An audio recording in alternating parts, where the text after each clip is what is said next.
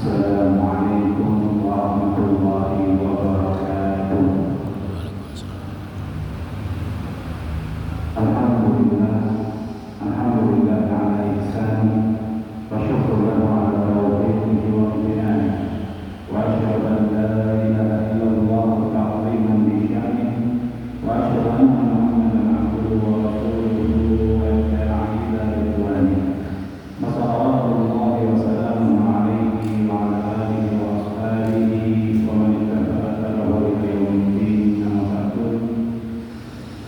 Para hadirin berikut jamaah salat Jumat di Masjid Nurul Barakah Khadijah rahimahullah. Mari kita bersama menjaga hidup kita dengan Allah Subhanahu wa taala. Kita bersyukur kepada Allah atas segala nikmat-nikmatnya, atas segala taufik, hidayah, inayah, dan juga istiqomah yang diberikan kita di atas Islam dan iman. Mari kita bersyukur kepada Allah dengan sepenuh hati kita. Kita meyakini bahwa nikmat ini betul-betul datangnya dari Allah. Apa yang kita dapatkan berupa rezeki, berupa keluarga yang harmonis, berupa kehidupan yang membahagiakan, ini semata-mata nikmat dari Allah. Bukan karena usaha kita, kepintaran kita, bukan karena kita memang punya kerja keras untuk mendapatkan itu semua. Tapi harus kita yakin semata-mata nikmat, sehingga lisan kita mudah untuk bersyukur mengucapkan alhamdulillah. Walaupun tentu datangnya nikmat itu karena sebab kita mendapatkan rezeki karena bekerja, keluarga kita harmonis karena kita berusaha untuk menjadikan keluarga kita keluarga yang sakinah, mawaddah dan rahmah. Ada peran dari suami istri di situ. Tapi semuanya kembali kepada Allah Subhanahu wa taala. Maka pantasnya kita bersyukur dengan hati kita, dengan lisan kita, dan berusaha untuk menggunakan nikmat yang Allah berikan ini kembali mendekat kepada Allah, kembali bersyukur kepada Allah Subhanahu wa taala. Dan di antara nikmatnya adalah kita diberikan kemudahan untuk mempelajari agama Allah, untuk mengenal Rasul utusan Allah yaitu Nabi kita Muhammad sallallahu alaihi wasallam.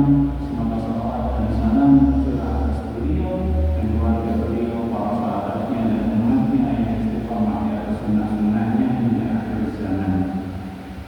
Ini betul-betul kemudahan dari Allah. Kita bisa mengenal Nabi.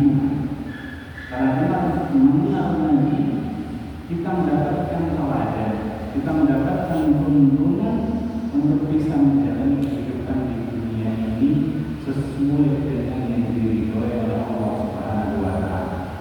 Allah menjadikan Nabi sebagai panutan kita, yang kita contoh apanya? Ibadahnya. Yang kita contoh apanya? Akidahnya, imannya, tauhidnya. Yang kita contoh apanya? Muamalahnya, interaksi dengan sesama makhluk Allah yang ada di muka bumi ini. Dan ini akan kita lihat insyaallah bagaimana interaksi Rasulullah SAW bersama umatnya. Kita masih masuk pembahasan pada interaksi Rasulullah bersama istri beliau. Karena kehidupan rumah tangga Rasul itu juga perlu kita ketahui sebagai panduan kita berumah tangga.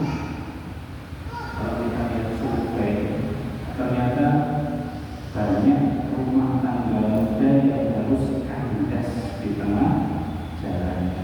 Bukan semata-mata faktor ekonomi saja, tapi bisa jadi karena faktor yang lain, dan lainnya dalam komunikasi, dalam menjaga hubungan, dalam saling menghargai di dalam rumah tangga.